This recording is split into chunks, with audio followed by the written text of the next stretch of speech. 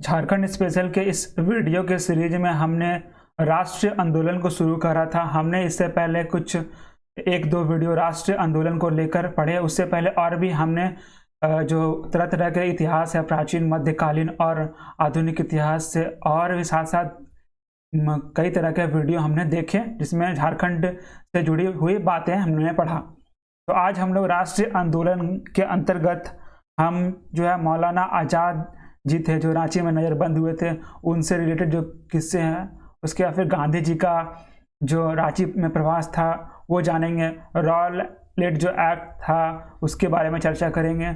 जिला कांग्रेस कमेटी की स्थापना की बात करेंगे और बिहार स्टूडेंट कॉन्फ्रेंस की बात करेंगे। तो यहाँ पर जो 5 बिंदु जिस पे हम लोग आज चर्चा करने वाले हैं, ये पांचों बिंदु जो है वो झारखंड के संदर्भ में है। ये सारी जो राष्ट्रीय जो आंदोलन की जो सीरीज है उसमें हम लोग झारखंड के संदर्भ में बातें पढ़ेंगे, ठीक है। इससे पहले हमने 1857 का विद्रोह पढ़ा, नरमपंथी उदारवादी चरण देखा और साथ साथ जो क्रांतिकारी चरण था वो देखा। तो चलिए आज हम लोग इस जो 5 पॉइंट है उसको लेकर आगे बढ़ते हैं। पहले हम लोग बात करते हैं मौलाना आज़ाद जी का रांची में नज़रबंद होना। अगर हम लोग मौलाना आज़ाद जी की बात करें तो मौलाना आज़ाद जी का जन्म जो है 11 नवंबर 1888 को हुआ था। ये इन्होंने काफ़ी अहम भूमिका निभाई थी जो राष्ट्रीय आंदोलन के दौरान हिंदू मुस्लिम एकता को लेकर काफ़ी सक्रिय रहे और एक अच्छे एक शिक्षाविद भी रहे थे। ये जो है आज़ाद भारत के बाद जो पहला शिक्षा मंत्री है इनको बनाया गया, पहले शिक्षा मंत्री ये बने और इन्हीं के जन्म दिवस पर राष्ट्रीय जो शिक्षा दिवस है, नेशनल एजुकेशन डे मनाया जाता है। आज़ाद जो है मौलाना आज़ाद जी वो इंडियन नेशनल कांग्रेस यानी आईएनसी के प्रेसिडेंट भी रह चुके हैं। 2 बार इनको जो आईएनसी का प्रेसिडेंट चुना गया था। 1923 से 24 के अंतराल में भी ये आईएनसी के प्रेसिडेंट रहे। उसके बाद फिर पुनः 40 से 46 के 48 से 46 के दौरान भी ये जो क्विट इंडिया मूवमेंट का जो दौर था 40 से 46 का दौरान, उस समय भी ये जो आईएनसी के जो अध्यक्ष है, प्रेसिडेंट रहे। आप लोगों को कमेंट सेक्शन में लिख के बताना है कि राष्ट्रीय जो शिक्षा दिवस है, नेशनल एजुकेशन डे भारत का कब मनाया जाता है, ये आप लोगों को कमेंट सेक्शन में लिख के बताना है। उसके बाद मौलाना आज़ाद जी को, मौलाना अबुल कलाम आज़ाद जी को भारत रत्न से भी सम्मानित किया गया। इनको भारत रत्न से सम्मानित जो है इनके मरने के बाद यानी कि 1999 में मरणोपरांत इनको भारत रत्न दिया गया। तो मौलाना आज़ाद जी है भारत रत्न से सम्मानित थे। अब आगे बढ़ते हैं हम लोग। तो प्रथम विश्व युद्ध चल रहा था। प्रथम युद्ध 1914 से 18 के बीच में हुआ था। जैसा कि आप लोगों को पता होगा कि प्रथम विश्व युद्ध जो है 1914 से 18 के बीच में 2 शक्तियों के बीच में, सेंट्रल पावर और अलाइड पावर के बीच में यह युद्ध चल रहा था। जो प्रथम विश्व युद्ध था उस समय से एक ग्रेट वार यानी कि महायुद्ध के नाम से जाना गया था। उस समय ये नहीं सोचा गया था कि ये फिर दूसरा जो विश्व युद्ध के नाम से दूसरा युद्ध होगा। उस समय कहा गया था कि ये एक बार का युद्ध है जो पूरी तरह से धरती पर शांति स्थापित करेगा। लेकिन ये दूसरा युद्ध भी हुआ उसके बाद। तो ये जो 1914 से 18 के बीच में जो युद्ध चल रहा था इसको प्रथम विश्व युद्ध के नाम से जानते हैं, जिसमें कि सेंट्रल पावर अलाइड पावर आपस में लड़ रही थी। सेंट्रल पावर के अंदर कौन कौन से थे? जर्मनी हो गया, ऑस्ट्रिया हंगरी हो गया और तुर्की हो गया। तो ये 3 सेंट्रल पावर के मुख्य देश के रूप में लड़ रही थी। और उसके अलाइड पावर की तरफ से आपका फ्रांस था, उसके बाद ग्रेट ब्रिटेन कह सकते हैं, ग्रेट ब्रिटेन था और रसिया था, जापान था और इटली हो गया। ये सारे जो है मेनली अलाइड पावर की तरफ से लड़ रहे थे। और 1917 में जाकर यूएसए का यानी कि अमेरिका का जो अलाइड पावर में शामिल होना हुआ, जिसके बाद से जो है ये युद्ध था इसका रुख बदल गया। तो ये प्रथम विश्व में ये हुआ था कि जो सेंट्रल पावर की जो हार हुई थी, जिसमें तुर्की की पराजय हुई थी, तो तुर्की की पराजय हुई थी और जो ग्रेट ब्रिटेन थी जो अंग्रेज की तरफ थे उसके विरोधी, वो जीत गए थे। तो वो जीतने की वजह से एक तरह से सरकारी जश्न मनाया जा रहा था भारत में भी, जिसका जो मौलाना आज़ाद है वो काफ़ी एक तरह से विरोध कर रहे थे। और उन्होंने विरोध के लिए क्या किया? काले बिल्ले लगाए। तो काले बिल्ले लगाए और भी तरह तरह से उन्होंने विरोध करा। इस वजह से क्या किया गया ना कि मौलाना अबुल कलाम जी को ब्रिटिश जो है रांची में नज़रबंद कर दिया। नज़रबंद करने का मतलब होता है कि उनको एक तरह से निगरानी में रख देना, किसी पर्टिकुलर जगह में उनको कहा जाए कि आप इसी के अंदर, इस क्षेत्र के अंदर ही रहोगे, और वो व्यक्ति पर्टिकुलर जो सरकार हो गया या फिर पुलिस के निगरानी में रहता है। पर्टिकुलर पुलिस जो है उसके हर गतिविधियों पर नज़र रखती है। तो इस प्रकार से जो मौलाना जो अबुल कलाम आज़ाद है उनको रांची में नज़रबंद कर दिया गया था, और 8 जुलाई 1916 को उनको रोज़ाना हाजिरी लगाने को भी कहा गया था। तो ये था उनका इम्पोर्टेंट बात कि मौलाना आज़ाद को रांची में नज़रबंद किया गया था। प्रश्न ये बन सकता है कि प्रथम विश्व युद्ध के बाद किनको रांची में नज़रबंद कर दिया गया था? तो मौलाना अबुल कलाम आज़ाद जी को रांची में नज़रबंद किया गया था। उसके बाद जो अगस्त 1917 में आज़ाद जी के द्वारा ही दो तरह के संगठन, दो तरह की जो चीज़ें ऑर्गेनाइजेशन हो गया, उनका स्थापना किया गया था। अंजुमन इस्लामिया, रांची का जो अंजुमन इस्लामिया है उसकी स्थापना आज़ाद के द्वारा ही, मौलाना आज़ाद के द्वारा ही किया गया। और फिर मदरसा इस्लामिया जो रांची है, ये दोनों की नींव जो है उन्होंने रखा रांची में। उसके बाद जब नज़रबंद थे तो नज़रबंद हो के दौरान भी बहुत सारे लोग बराबर आज़ाद से मिलते रहते थे, जैसे कि पूर्णचंद्र मित्र हो गए, गजनफर मिर्जा, मोहम्मद अली हो गया, देवकी नंदन प्रसाद, नारायण मोदी, गुलाब तिवारी, ये सब लोग बराबर आज़ाद जी से मिला करते थे, मौलाना आज़ाद से मिला करते थे। गांधी जी भी रांची में जब बंद थे मौलाना आज़ाद, तब उनसे गांधी जी मिलने आए थे, लेकिन जो अंग्रेजी सरकार थी उन्होंने इनका इजाज़त नहीं दिया। उसके बाद फिर जाकर मौलाना आज़ाद को नज़रबंदी से रिहा किया गया 3 जनवरी 1920 को, और फिर वहाँ से वो नज़रबंदी से ख़त्म होने के बाद, रिहा होने के बाद वो कलकत्ता चले गए। तो प्रश्न ये बन सकता है कि मौलाना आज़ाद को कब नज़रबंदी से रिहा किया गया? तो 3 जनवरी 1920 को रिहा किया गया, और वो रांची में जो नज़रबंद थे वहाँ से नज़रबंद से रिहा होने के बाद वो कलकत्ता चले गए थे। आगे बढ़ते हैं हम लोग। अब महात्मा गांधी का जो रांची प्रवास है उसको थोड़ा सा देख लेते हैं। तो महात्मा गांधी के बारे में आप लोग तो काफ़ी सुने होंगे, पढ़े होंगे, काफ़ी परिचित होंगे महात्मा गांधी के बारे में। इनका नाम जो है, जो मुख्य नाम है इनका नाम है मोहनदास करमचंद गांधी। आप लोगों को कमेंट सेक्शन में लिखकर ये बताना है गांधी जी से जुड़ा हुआ बात में कि महात्मा गांधी को किसने महात्मा की उपाधि दी थी, महात्मा कौन कहकर पुकारते थे, यानी एक तरह से उपाधि जो महात्मा गांधी को दिया गया था किनके द्वारा दिया गया था। ऑप्शन भी मैं डाल देता हूँ, ऑप्शन में है कि रविंद्रनाथ ठाकुर, ठीक है, यानी कि आर.एन. टैगोर। उसके बाद सुभाष चंद्र बोस, ठीक है, सुभाष चंद्र बोस, ठीक है, और या फिर जवाहरलाल नेहरू, J.L. नेहरू, या फिर राजकुमार शुक्ला, ठीक है। ये ऑप्शन है आप लोगों का। आंसर देना है ये कि महात्मा गांधी को महात्मा की उपाधि किसने दी थी। दूसरा प्रश्न ये है कि इनको बापू किसने कहा था। पहला प्रश्न ये है कि महात्मा ने किसने कहा, दूसरा प्रश्न ये है कि इनको बापू किसने कहा, और तीसरा प्रश्न ये है कि इनको राष्ट्रपिता की उपाधि किसने दी थी। 3 प्रश्न आप लोगों से है, कमेंट सेक्शन पे लिख के बताना है कि महात्मा, बापू और राष्ट्रपिता किसने कहा था। ऑप्शन यहाँ पर 4 है, और चारों में से किसी न किसी का ये आंसर है। चलिए आगे बढ़ते हैं। अब क्या है कि 1917 में रांची भी जो है ना, एक तरह से गांधी जी के जो आंदोलन है, गांधी जी के जो एक तरह से कह सकते हैं जीवन में रांची का भी एक महत्वपूर्ण योगदान है, महत्वपूर्ण रोल है। चलिए देखते हैं, भूमिका है, देखते क्या है। 1917 में श्याम कृष्ण सहाय जो है ने लंदन में जो गांधी जी थे उनको वहाँ पर निमंत्रित दिया कि आप रांची आने का निमंत्रण श्याम कृष्ण सहाय ने गांधी जी को दिया था। और महात्मा गांधी जी झारखंड की धरती पर कब पहुंचे, झारखंड की धरती पर कब आए, तो याद रखना है 4 जून 1917 को। 4 जून 1917 को ये प्रश्न बन सकता है कि गांधी जी रांची की धरती पर कब पधारे, तो 4 जून 1917 को पधारे थे। उनके साथ कौन आए थे? कांग्रेस के नेता थे। कांग्रेस के नेता जो थे उनके साथ आए थे नेता, ठीक है, कांग्रेसी नेता जो थे ब्रज किशोर बाबू वो जो है झारखंड के जो रांची क्षेत्र है वहाँ पर गांधी जी के साथ आए थे। उसके बाद फिर गांधी जी जो है यहीं से महात्मा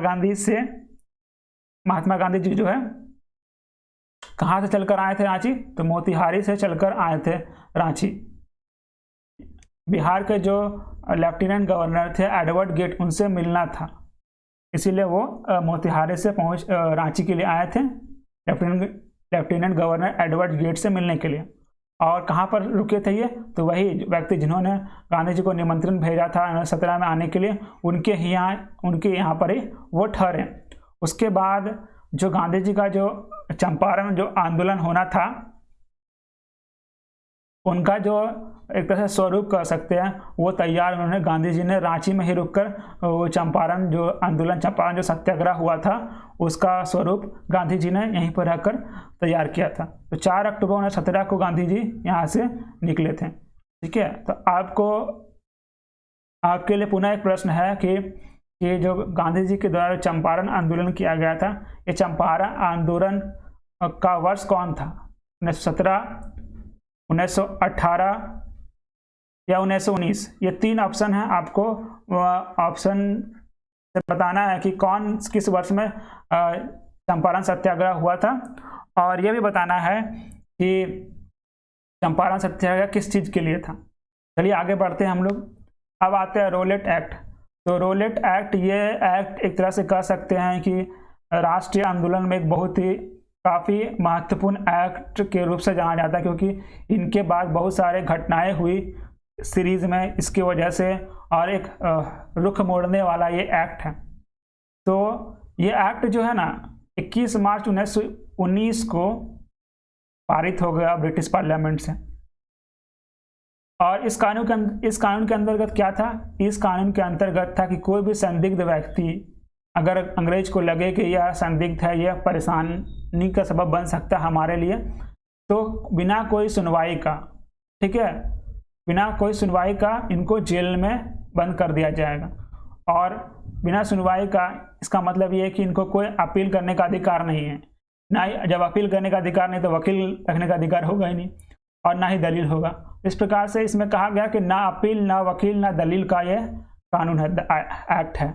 इसलिए इस वजह से इनको काला कानून भी कहा गया। इस जो एक्ट था काला कानून कहा गया, क्योंकि इस एक्ट की वजह से अगर अंग्रेज को कोई व्यक्ति अगर संदिग्ध लगे तो उनको ये रोलेट एक्ट के तहत जेल में डाल सकते हैं, और कोई इसके लिए कोई वकील या फिर कोई कोर्ट कचहरी नहीं होगा, बस जेल में व्यक्ति सड़ते रहेगा। तो ये था। तो इस वजह से क्या हुआ, रोलेट एक्ट में के खिलाफ जो है देश भर में, पूरी तरह से देश भर में देशव्यापी एक तरह से हड़ताल हुआ, जिसमें से झारखंड के में भी जो लोग थे उन्होंने भी इस एक्ट का विरोध करा। झारखंड के लोगों के द्वारा, झारखंड के नेताओं के द्वारा भी इस एक्ट का पुरजोर विरोध किया गया।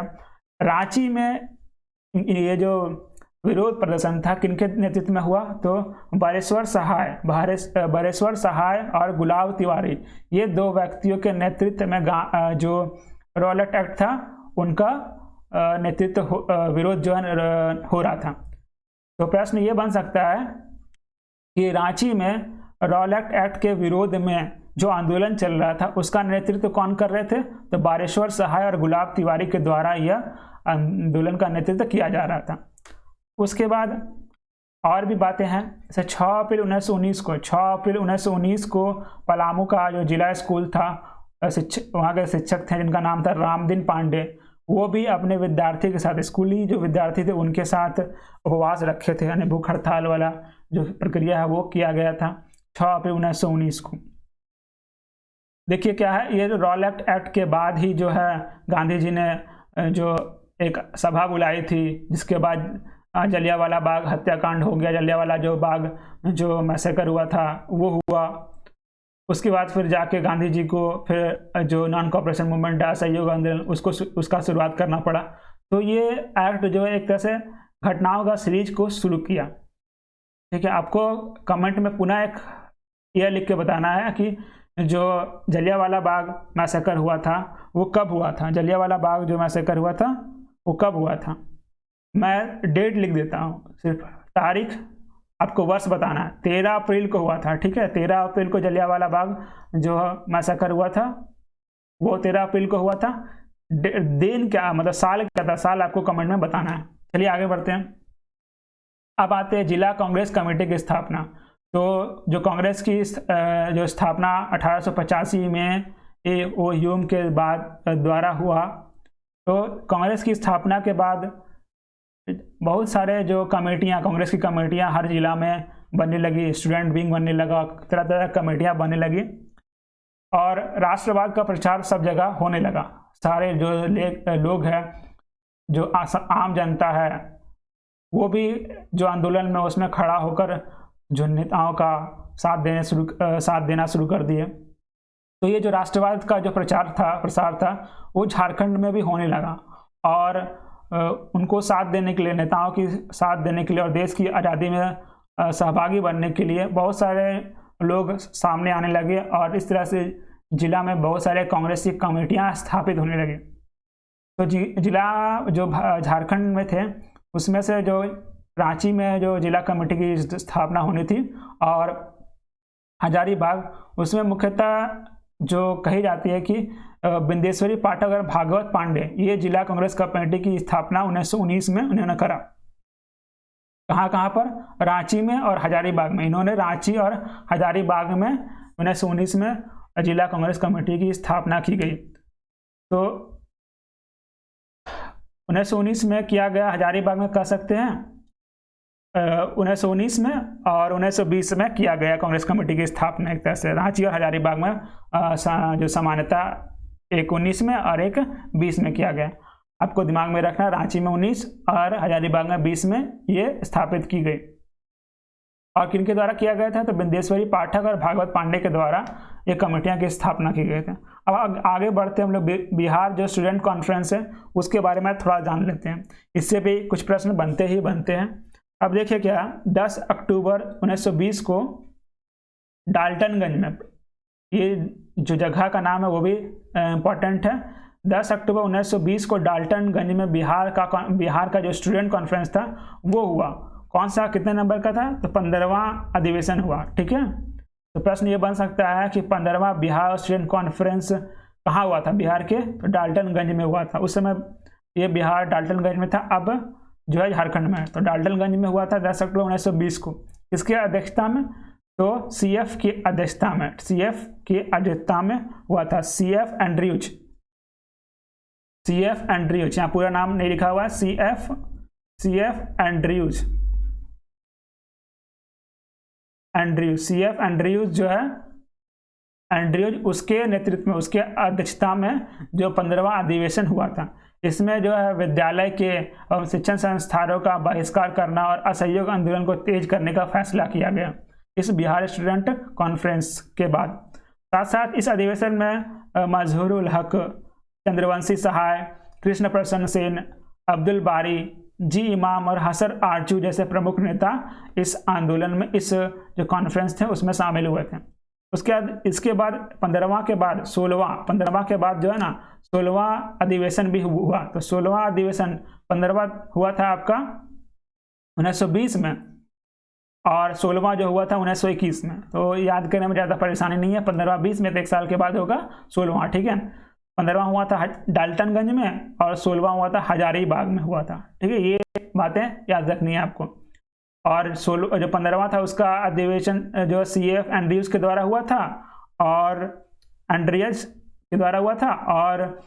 जो 16वां अधिवेशन था उसका अध्यक्षता श्रीमती सरला देवी के द्वारा किया गया था। तो चूंकि ये एक महिला अध्यक्ष थी तो ये इससे प्रश्न हो जो पूछे जाने की संभावना बढ़ जाती है कि श्रीमती सरला देवी की अध्यक्षता बिहार स्टूडेंट कॉन्फ्रेंस का कितना अधिवेशन हुआ था? 16वां अधिवेशन में। कहाँ पर हुआ था? हजारीबाग में हुआ था। तो ये था हम लोगों का आज के इस वीडियो में इम्पॉर्टेंट पॉइंट्स। तो काफ़ी सारे थे, इस सारे जो सब पॉइंट है, जैसे मौलाना आज़ाद जी का राज्य में नज़रबंद होना, फिर गांधी जी का रांची का प्रवास, रॉलेट एक्ट, उसके बाद जिला कांग्रेस कमेटी की स्थापना, बिहार स्टूडेंट कॉन्फ्रेंस, ये सब चीज़ें हमने इस वीडियो में पढ़ा और उम्मीद है काफ़ी कुछ आपको क्लियर हुआ होगा। इसके अलावा भी अगर कोई आपको डाउट रहता है तो आप कमेंट सेक्शन में लिखकर बताओ, मैं उसे क्लियर करने की कोशिश करूंगा। जो अगर कमेंट में हो जाए क्लियर तो कमेंट कर दूंगा, वरना उस पर एक अलग वीडियो बनाकर आप लोगों को क्लियर कर दूंगा। इसके अलावा भी अगर कोई और लगता है कि इस टॉपिक पे वीडियो होना चाहिए तो वो भी लिखकर मुझे बताओ। अगर आप मुझसे जुड़ना चाहते हैं तो इंस्टाग्राम पे इस आईडी पे और ट्विटर पे इस आईडी से जुड़ सकते हैं, और ये टेलीग्राम जो लिंक है इस पर ज़रूर से ज़रूर जुड़ें, क्योंकि यहाँ पर सारे वीडियो का कंटिन्यू लिंक, वीडियो का PDF और भी इम्पोर्टेंट चीज़ होता है, जैसे इम्पोर्टेंट क्वेश्चंस हो गया और भी कोई डॉक्यूमेंट हो गया, बुक्स का PDF वगैरह यहाँ पर डालता हूँ, जो आपकी जो परीक्षा है उसके लिए काफ़ी फ़ायदेमंद होगी और आप अपने हर परीक्षा में एक अपना सीट को कंफर्म कर सकोगे। आगे के लेक्चर में हम लोग जो है ना असहयोग आंदोलन और जो आपका सविनय अज्ञा आंदोलन है, ये जो टॉपिक है इसको शुरू करेंगे। तो थैंक यू दोस्तों, हैव अ नाइस डे, जय हिंद।